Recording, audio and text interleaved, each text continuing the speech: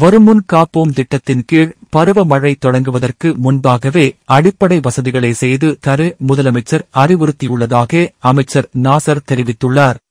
வருமுன் காக்கப்பட வேண்டும் என்ற உணர்வின் அடிப்படையில் உயிரினும் மேலான மாண்புமிகு தமிழக முதல்வர் அவர்கள் திராவிட மாடல் ஆட்சியில் இந்த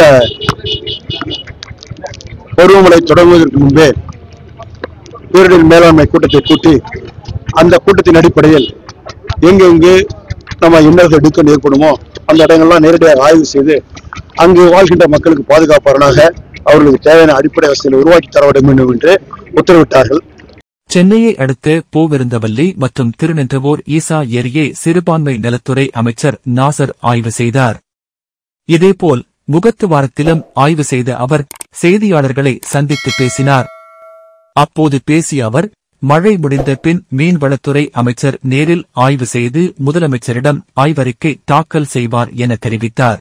மேலும் 100 கோடி ரூபாய் ஒதுக்க வேண்டும் என்ற மீனவர்களின் கோரிக்கைகள் குறித்த கேள்விக்கு முதலமைச்சரிடம் கூறி நடவடிக்கை எடுக்கப்படும் என்றும் அப்போது அவர் உறுதியளித்தார். வருமுன் காக்கப்பட வேண்டும் என்ற உணர்வின் அடிப்படையில் உயிரினும் மேலான மாண்புமிகு தமிழக முதல்வர் அவர்கள் திராவிட மாடல் ஆட்சியில் இந்த பருவமழை தொடங்குவதற்கு முன்பே பேரிடர் மேலாண்மை கூட்டத்தை கூட்டி அந்த கூட்டத்தின் அடிப்படையில் எங்கெங்கு நம்ம இன்னல்கள் இடுக்கம் ஏற்படுமோ அந்த இடங்கள்லாம் நேரடியாக ஆய்வு செய்து அங்கு வாழ்கின்ற மக்களுக்கு பாதுகாப்பாளராக அவர்களுக்கு தேவையான அடிப்படை வசதிகளை உருவாக்கி தர வேண்டும் என்று உத்தரவிட்டார்கள். அதன் அடிப்படையில் காலையில் இங்கு நியமிக்கப்பட்டிருக்கின்ற நம்முடைய மரியாதைக்குரிய மானிட்டர் கார்த்திக் ஐஏஎஸ் அவர்களும் மாவட்ட ஆட்சித் தலைவர் நம்முடைய பஞ்சாப் ஐஏஎஸ் அவர்களும் அதே சட்டமன்ற உறுப்பினர் சந்திரசேகர் நம்முடைய மாவட்ட செயலாளர் உள்ளிட்ட அனைவரும் இந்த பணியினை மேற்கொண்டு ஏறக்குறைய பூந்துமல்லியில் எங்கெங்க பூந்துமல்லி தொகுதியில் இருக்கக்கூடிய இடங்கள்ல எங்கெங்க சேக்கனாய் நிற்குதோ அந்த இடத்தையும் பார்த்து அதனுடைய நிவாரணப் பணிகளை ஏற்பாடு செய்து அங்கு ஏற்பட்டால் அங்கே என்னென்ன விபத்து அந்த வழித்தடங்களை எப்படி சரி செய்வது, நீர் வழித்தடங்களை எப்படி வழி செய்வது என்பதை ஆய்வு செய்து அதற்கு ஒரு ஈசா ஏரிக்கு ஈசா ஏரி அங்கே இருக்கக்கூடிய பணிகளை நேரடியாக ஆய்வு கொண்டு அதை எப்படிலாம் மழை பெய்தால் கடுமழை இருக்கும் பட்சத்தில் எப்படிலாம் கொண்டு போகணும், நீர்வழி எப்படி கொண்டு போகணும்னு சொல்லி அதையும் ஆய்வு செய்து அதற்கான முன்னேற்பாடு செய்து அதற்கு பிறகு இங்கே முகத்துறாடத்துக்கும் இங்கே ஆய்வு செய்திருக்கணும்.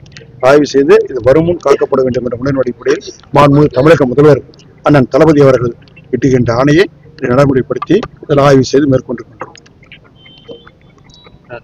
தற்போது உள்ள சூழல்ல இப்ப இருக்கிற அந்த பாதை அமைச்ச இடத்துல முழுவதும் மணல் மூடப்பட்டிருக்குது அப்படின்றாங்க.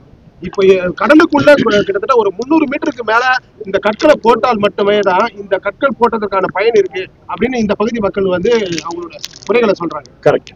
இப்போ அவங்களுடைய குறைகளை மாண்புமிகு மீன்வளத்துறை அமைச்சர் அனிதா ராதாகிருஷ்ணனோட முறையிட்டு இருக்காங்க.